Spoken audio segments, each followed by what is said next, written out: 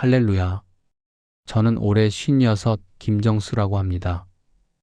경기도 일산에서 아내와 단둘이 살고 있는 평범한 가장이자 하나님을 뒤늦게나마 만나 새 길을 걷게 된 사람입니다. 오늘 저는 제 인생에서 가장 큰 결단이었던 퇴직금 전부를 시골 마을 교회에 헌금하게 된 사연을 나누려고 합니다. 아마 제 이야기를 들으시면 저 사람 미쳤나? 하고 생각하시는 분들도 계실지 모르겠습니다. 하지만 제 삶을 돌이켜보면 그 결단이야말로 하나님이 제 인생 전체를 새롭게 세우는 시작이었습니다. 제가 드리는 이 간증이 누군가의 마음에 작은 불씨라도 되기를 소망하며 고백을 시작해보려 합니다. 저는 32에 지금의 회사에 입사해 24년을 대기업 영업관리 부서에서 근무했습니다. 사람들이 말하는 인생 성공의 기준을 어느 정도는 채운 사람입니다. 부장으로 정년을 앞두고 있었고 연봉도 괜찮았으며 아이들도 잘 커주었고 빚도 없었습니다. 겉으로 보기엔 부족한 것이 없어 보였지만 정작 제 마음은 늘 텅 빈 창고처럼 공허했습니다. 언제부턴가 술이 없으면 하루를 마무리할 수 없었고 주말이면 의미 없는 골프, 의미 없는 회식, 의미 없는 만남이 반복됐습니다. 그리고 어느 날 문득 퇴근길에 차 안에서 이런 생각이 들었습니다. 아, 도대체 나는 지금까지 뭐 하며 살아왔지? 중년이 되면 누구나 한 번쯤 맞닥뜨린다는 그 허무함. 저는 그 허무함 속에서 서서히 가라앉고 있었습니다. 우리 아내는 오래전부터 작은 시골 교회를 섬기고 있었습니다. 경기도 가평에 있는 소망 언덕교회라는 곳이었는데 평일에는 10명도 안 되는 작은 농촌 교회였습니다. 아내는 매주 토요일 새벽마다 그 교회를 찾아가 성도들을 돕고 자빌도 하고 목사님 내외분께 반찬도 가져다 드리곤 했습니다. 저는 아내의 그런 모습을 솔직히 별로 좋아하지 않았습니다. 말이 좋아 시골 교회 봉사지 그냥 고생이지 뭐. 그때 저는 그렇게만 생각했습니다. 그러던 어느 주말 아내가 조심스레 말을 꺼냈습니다. 여보, 이번 주는 당신도 같이 예배 가보면 안 돼? 목사님이 당신 한번 뵙고 싶다고 하셨어. 저는 바쁘다는 핑계를 대며 몇 번이나 거절했지만 그날은 이상하게 마음이 움직였습니다. 왜 그랬는지 지금도 모릅니다. 그렇게 저는 처음으로 아내와 함께 그 작은 시골 교회를 찾아가게 되었습니다. 처음 교회에 들어섰을 때 제 첫인상은 어디 폐가인가 싶을 정도였습니다. 벽은 오래되어 갈라지고 난방이 잘 되지 않아 성도들은 두꺼운 패딩을 입은 채 예배를 드리고 있었습니다. 십자가는 빛이 나지 않았고 피아노는 음이 다 틀어져 있었습니다. 아니, 아내가 매주 여기까지 와서 봉사를 한다고? 저는 이해할 수가 없었습니다. 그런데 놀라운 것은 예배가 시작되자마자 느껴지는 그 따뜻함이었습니다. 성도라고 해봐야 13명 정도. 그중 절반 이상이 70대 어르신들이었습니다. 그런데 찬송을 부르는데 마치 천국이 열리는 듯한 순수함과 진심이 느껴졌습니다. 그날의 말씀은 요한복음 6장 37절이었습니다.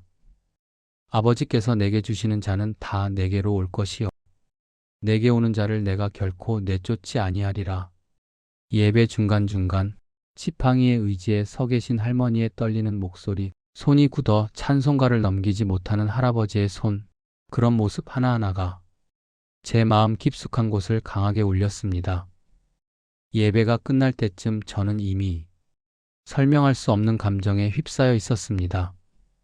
예배 후 목사님께서 식사 자리로 저를 초대하셨습니다.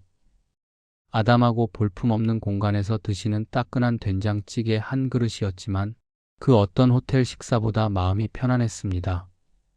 그 자리에서 목사님이 조심스럽게 말을 꺼내셨습니다. 김 집사님, 사실 우리 교회는 올해를 넘기기 어려운 상황입니다. 순간 저는 놀라 물었습니다. 왜요? 성도들이 계시잖아요. 목사님은 조용히 웃으시며 고개를 떨구었습니다. 성도님 대부분이 연세가 많으셔서 헌금으로 교회를 운영하기에는 너무 어렵습니다. 보일러도 고장난 지 오래됐는데 고칠 돈도 없고 교회 지붕도 비가 새지만 지금은 손도 못 대고 있습니다. 그리고 목사님은 떨리는 목소리로 덧붙였습니다. 가끔은 정말 마음이 무너져 내립니다. 하나님, 제가 잘못한 건가요? 그렇게 기도할 때가 많습니다. 순간 제 가슴을 뭔가가 세게 때리는 듯 했습니다. 저는 부장이었습니다. 연봉도 높았습니다. 퇴직금도 곧 억 단위로 들어올 예정이었습니다. 그런데 그 돈은 저를 살게 하지 못했습니다. 그 돈은 제 공허함을 채우지 못했습니다. 그날 집으로 오는 길, 제 마음은 이상하리만큼 불편했습니다. 그리고 몇 달 뒤 회사에서 희망퇴직 공고가 나왔습니다. 24년을 함께한 회사였습니다.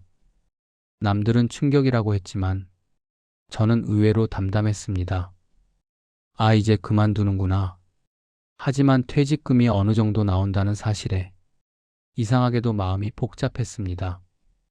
그리고 바로 그날 아내가 말없이 제 손을 잡았습니다. 여보, 마음 괜찮아? 그 손이 그렇게 따뜻하게 느껴진 적이 없었습니다. 퇴직을 앞둔 어느 밤, 저는 처음으로 하나님 앞에 무릎을 꿇었습니다. 하나님, 제가 어떻게 살아야 합니까? 제게 왜 이런 허무함을 주셨습니까? 이 마음을 어떻게 채워야 합니까? 그리고 그날 밤 제 마음속에 아주 작은 문장이 스쳐 지나갔습니다. 교회, 그 작은 교회.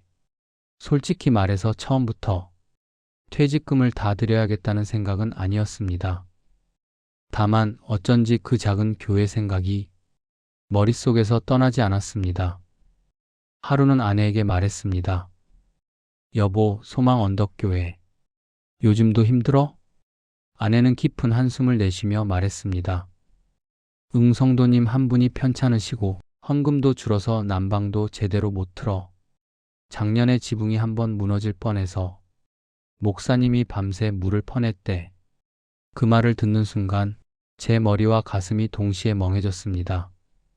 내가 그동안 의미 없이 술값으로 쓴 돈, 골프에 쓴 돈, 형식적인 회식비, 그 수많은 돈들이 떠올랐습니다. 그렇게 돈을 흘려보내는 동안 누군가는 동네 어르신 몇 명을 위해 빚에는 교회를 붙잡고 있었던 것입니다. 그 순간 가슴이 뜨거워지며 눈물이 맺혔습니다. 퇴직금이 입금된 날 통장을 확인한 저는 그저 멍하니 숫자를 바라보기만 했습니다. 억 단위, 평생 제가 땀 흘려본 결과였습니다. 그런데 이상했습니다. 그 돈이 내 것이 맞나? 오히려 부담스럽고 무겁고 숨이 막혔습니다. 그날 밤 저는 잠을 이루지 못했습니다. 기도를 하며 묻고 또 물었습니다. 하나님이 돈을 어디에 쓰는 것이 가장 하나님 뜻에 합당합니까? 그리고 기도 중에 아주 또렷한 한 문장이 들렸습니다. 내 교회를 세우라. 그 소리를 듣고도 저는 두려움이 앞섰습니다. 하나님, 전 아직 준비가 안 됐습니다. 제가 가진 모든 걸 드릴 믿음이 없습니다. 저도 살아야 하지 않습니까? 하지만 기도할수록 그 문장은 더 선명해졌습니다. 내 교회를 세우라. 저는 한참을 울다가 하나님 앞에 이렇게 말했습니다. 하나님, 정말 맞는 길이라면 제가 순종하겠습니다. 제 인생, 제 마지막 힘을 드립니다. 그 다음 주일 저는 아내에게 말했습니다. 여보, 오늘 소망 언덕교회 같이 가자.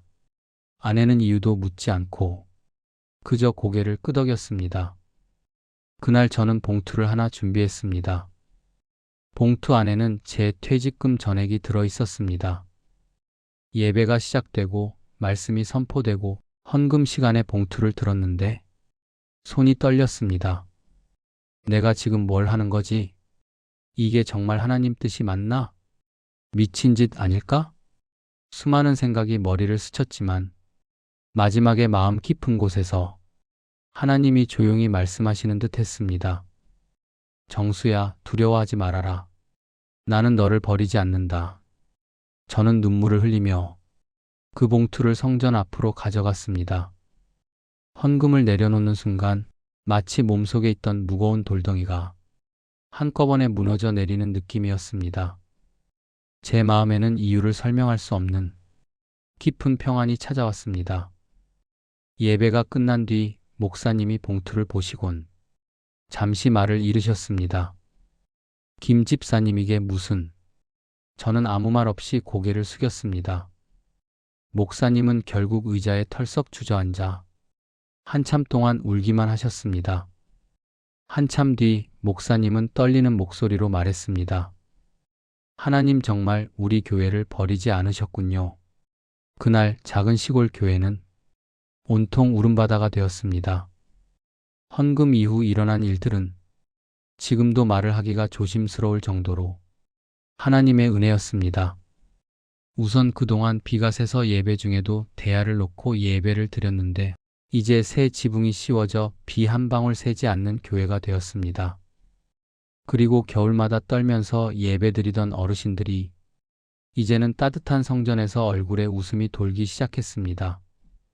그동안 발길이 끊겼던 어르신들도 하나 둘씩 다시 예배에 참석하기 시작했습니다.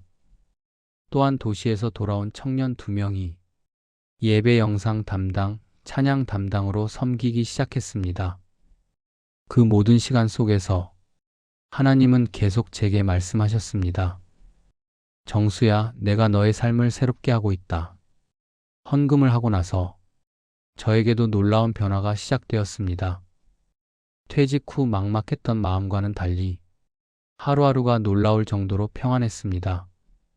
그리고 친한 지인이 연락해 작은 자문 프로젝트를 제안했습니다. 정수야, 내 경험이 정말 필요해. 단기 프로젝트인데 한번 맡아줄 수 있겠어? 그 프로젝트 하나로 제가 한 달 동안 벌어들인 수입은 퇴직금 대비로 보면 아주 작은 금액이었지만 제 마음은 그 어떤 때보다 가득 차 있었습니다. 그리고 다른 회사 2곳에서 또 연락이 왔습니다.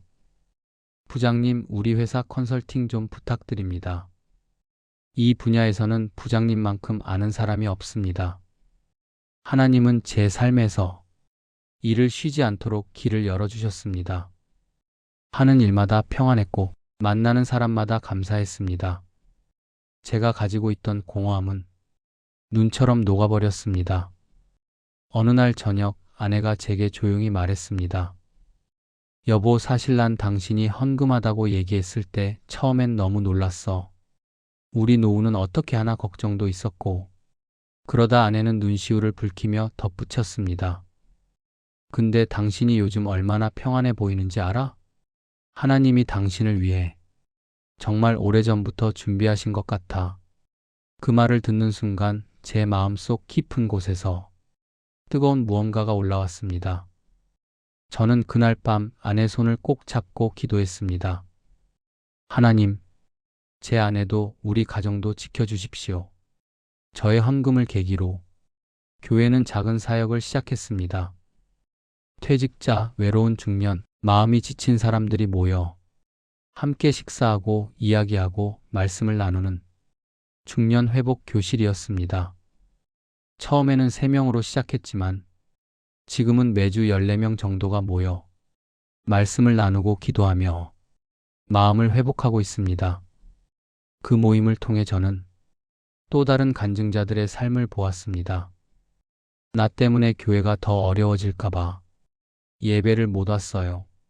남편이 세상을 떠난 뒤 혼자 산 지 10년이에요. 하나님이 날 버리신 줄 알았어요. 그분들의 이야기를 들으며 눈물 없이 들을 수 없는 시간들이 많았습니다. 그리고 저는 알게 되었습니다. 하나님은 누군가의 마음을 살리기 위해 누군가의 삶을 먼저 만지신다는 것. 저는 대단한 사람이 아닙니다. 부족하고 흔들리고 연약합니다. 하지만 하나님은 그런 저를 통해 작은 교회를 일으키셨습니다. 교회는 지금도 작지만 그 안에 있는 사람들의 마음은 이전보다 훨씬 더 뜨겁고 밝아졌습니다. 그리고 저는 이제 알게 되었습니다. 헌금은 돈을 잃는 일이 아니라 하나님의 일을 얻는 일이라는 것, 순종은 포기하는 것이 아니라 새 길을 받는 것이라는 것. 헌금 이후 저와 제 가정에는 하나님이 주시는 평안과 기쁨이 넘쳐나기 시작했습니다. 저는 지금도 그 결단을 후회하지 않습니다. 아니, 오히려 그날이 제 인생의 부활과 같았습니다. 하나님은 절대 빚지지 않으시는 분입니다. 하나님께 드린 만큼 그 이상으로 제 마음과 삶을 채워주셨습니다. 지금 저는 그 작은 교회에서 매주 성도들과 함께 예배드리며 새로운 인생을 살고 있습니다. 어쩌면 누군가는 말할지 모릅니다. 퇴직금 전부를 헌금했다고? 그건 너무 극단적이야. 하지만 저는 압니다. 그 결단은 제가 한 것이 아니라 하나님이 제 마음에 심어주신 것이었다는 것을, 그리고 하나님은 그 순종을 통해 저를 완전히 새 사람으로 만져주셨습니다. 혹시 여러분 중에 지금 인생의 벽 앞에서 막막함을 느끼는 분이 계십니까? 혹은 마음 한구석이 이유 없이 텅 비어 있습니까? 하나님은 그 빈 곳을 채우기 위해 오늘도 여러분을 부르고 계십니다. 저처럼 돈으로, 성공으로, 사회적 지위로 그 공허함을 채우려 하지 마십시오. 진정한 회복은 하나님께서 주시는 평안에서 시작됩니다. 그리고 하나님께 순종할 때 그 길은 더욱 분명해집니다. 제가 드린 간증이 누군가에게 작은 용기라도 되기를 소망합니다. 간증 들어주셔서 감사합니다. 할렐루야.